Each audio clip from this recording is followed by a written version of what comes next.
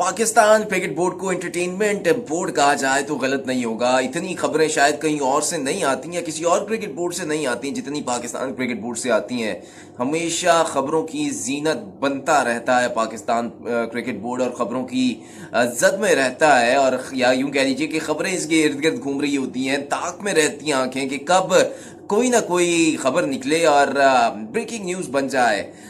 मुख्तलिफ औकात में या मुख्तलिफ वक्त में मुख्तलिफ खबरें बनती रहती हैं। अब रिसेंटली वाकया बात कर ले तो इमाद वसीम बहुत ज़्यादा गर्दिश में थे, बहुत ज़्यादा उनके हवाले से बातें चल रही थी, क्योंकि जब से पाकिस्तान सुपर लीग में उन्होंने परफॉर्मेंस दी है तो उन्होंने अपना केस इतना मजबूत कर लिया था बॉलिंग के जरिए, बैटिंग के जरिए, कि जितने भी फैंस हैं उनका मुतालबा था कि इमाद वसीम को वापस लाया जाए। और बाएं हाथ का इस वक्त स्पिनर और बैटर इस वक्त मौजूद नहीं है, या ऑलराउंडर मौजूद नहीं है पाकिस्तान क्रिकेट टीम में जो कि इनसे इमाद वसीम से बेहतर हो। कोई ऑप्शन पाकिस्तान क्रिकेट बोर्ड के पास भी रह नहीं गया था कि इमाद वसीम से बात ना करते।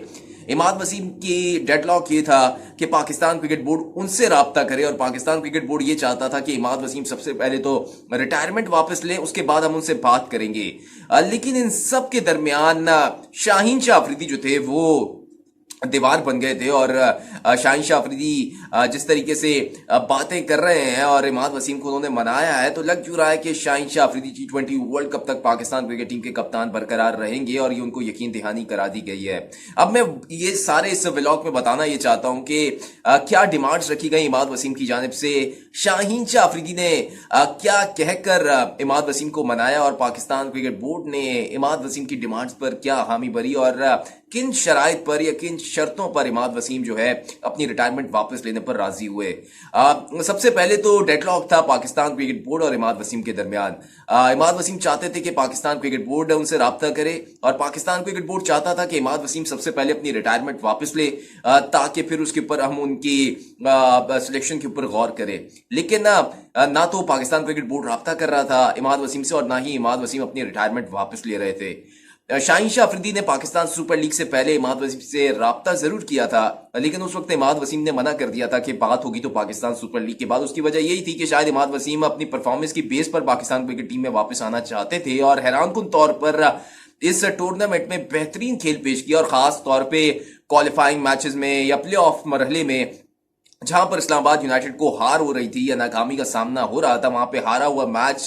या हारी हुई बाजी पलट कर रखी थी इमाद वसीम ने। वो उन्होंने अपना केस मजबूत किया। शाहीन शाह अफरीदी ने पाकिस्तान सुपर लीग खत्म होने के बाद से इमाद वसीम से राब्ता किया, और अगर मैं बात करूं जो इतलात सामने आ रही हैं, पाकिस्तान सुपर लीग खत्म होने के बाद से अब तक इमाद वसीम ने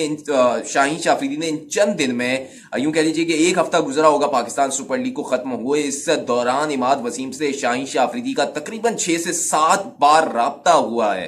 पाकिस्तान सुपर लीग के दौरान मुलाकात भी हुई, और इस दौरान 6 से 7 मरतबा शाहीन शाह अफरीदी ने इमाद वसीम को कॉल की है और मनाया है, उनका राजी करने की पूरी कोशिश की है कि आप हमारे प्लान्स का हिस्सा है, पाकिस्तान को जरूरत है आपकी, और आप T20 वर्ल्ड कप में पाकिस्तान क्रिकेट टीम के लिए या पाकिस्तान के लिए रिटायरमेंट वापस लें। तो आधा माइंडसेट जो था वो शाहीन शाह अफरीदी ने बनाकर रख दिया था पाकिस्तान क्रिकेट बोर्ड के लिए, प्लेट में रख के दे दिया था पाकिस्तान क्रिकेट बोर्ड को, और फिर शाहीन शाह अफरीदी जो थे उन्होंने पाकिस्तान क्रिकेट बोर्ड से राब्ता किया, और फिर पाकिस्तान क्रिकेट बोर्ड मजबूर हो गया कि इमाद वसीम की परफॉर्मेंस को देख के, और फिर मोहसिन नकवी ने हिदायत दी पीसीबी ऑफिशियल को, जिसमें सलमान नसी जो कि चीफ एग्जीक्यूटिव हैं, और खास तौर पे वहाब रियाज जो कि चीफ सेलेक्टर थे और इस वक्त पाकिस्तान क्रिकेट बोर्ड में मौजूद हैं, उन्होंने इमाद वसीम से राब्ता किया, उनको हिदायत की आप हमारे प्लान्स का हिस्सा हैं, आप रिटायरमेंट ले। लेकिन इस दौरान इमाद वसीम ने कुछ अपनी शराइत पेश की। इमाद वसीम ने कहा कि पहली शर्त तो ये है कि मुझे गारंटी दी जाए कि मैं कम से कम, यानी कि कम से कम सिर्फ T20 वर्ल्ड कप तक तो पाकिस्तान क्रिकेट टीम का हिस्सा हूंगा। इसके आगे मैं कुछ नहीं कहना चाहता, लेकिन T20 वर्ल्ड कप तक मुझे पाकिस्तान क्रिकेट टीम में परमानेंट तौर पर शामिल किया जाए। उस दौरान पाकिस्तान की इतनी सीरीज तो है ही नहीं, न्यूजीलैंड के खिलाफ पाकिस्तान ने होम सीरीज खेलनी है, फिर इसके अलावा पाकिस्तान आयरलैंड के खिलाफ खेलना है, इंग्लैंड के खिलाफ खेलना, और फिर T20 वर्ल्ड कप जो है वो सर पर आ जाएगा। पाकिस्तान क्रिकेट बोर्ड सोच विचार के बाद इस शर्त पर मानने पर राजी हो गया। वहाब रियाज ने कहा कि हम तो पहले ही आपको खिलाना चाहते हैं, तो इसमें कोई शक नहीं है कि आप हमारे स्क्वाड का हिस्सा नहीं होंगे। उसमें पाकिस्तान क्रिकेट बोर्ड ने शर्त ये रखी कि जो फिटनेस कैंप लगने जा रहा है उसमें आप हिस्सा जरूर बनेंगे। इमाद वसीम ने हामी भर ली। इमाद वसीम ने दूसरी शर्त ये रखी कि उनके कुछ लीग्स के साथ कॉन्ट्रैक्ट हैं और उनके साथ कॉन्ट्रैक्ट हुए हुए हैं और वो कॉन्ट्रैक्ट खराब करना नहीं चाहते, क्योंकि मैं T20 वर्ल्ड कप तक खेलना चाहता हूं और ये T20 वर्ल्ड कप के बाद क्योंकि जो है फैमिली को देखना होता है, सारा कुछ करना होता है, और अगर मैं इस दौरान मुझे एनओसी नहीं दिया जाएगा लीग्स खेलने के लिए तो मेरी जो बातचीत जो है वो खराब हो जाएगी और फिर मुस्तकबिल में मुझे लीग्स खेलने के लिए जो है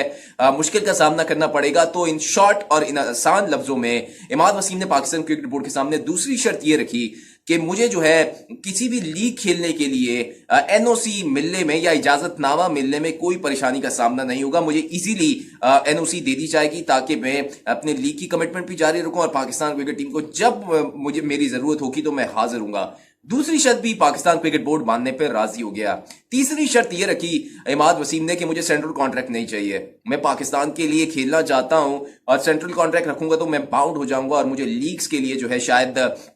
उस तरीके से आजादी ना हो जिस तरीके से मिलनी चाहिए। तो जब आपको जरूरत होगी मैं हाजिर हूंगा, लेकिन मुझे सेंट्रल कॉन्ट्रैक्ट में कोई कैटेगरी जैसे आप समझते हैं कि निचली कैटेगरी नहीं चाहिए, हाईएस्ट कैटेगरी अगर मिलेगी तो उसके ऊपर सोच विचार करूंगा, लेकिन सेंट्रल कॉन्ट्रैक्ट मुझे नहीं चाहिए। उसके ऊपर पाकिस्तान क्रिकेट बोर्ड ने बोला कि मोहसिन नकवी जो है चेयरमैन पाकिस्तान क्रिकेट बोर्ड वो इसके ऊपर फैसला करेंगे, लेकिन ये डेडलॉक जो है इसके ऊपर कोई बात नहीं हुई। लेकिन दो मेन जो शर्तें थी वो ये थी कि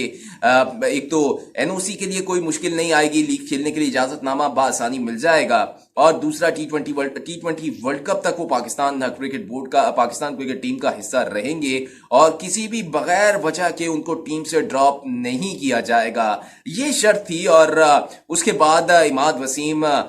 से पाकिस्तान जब क्रिकेट बोर्ड्स के हुकाम की ऑफिशियल्स की ये बात हुई तो इमाद वसीम को राजी किया गया और इमाद वसीम ने उसी शाम को ट्वीट के जरिए अपनी रिटायरमेंट वापस ली और T20 वर्ल्ड कप तक कम अज कम अपनी दस्तयाबी जो है वो जाहिर कर दी। तो ये है शर्त और ये है शराइत इमाद वसीम की जिसकी बिना पर वो राजी हुए, और इसमें सबसे अहम किरदार जो था वो शाहीन शाह अफरीदी का था, जिन्होंने कप्तानी का एक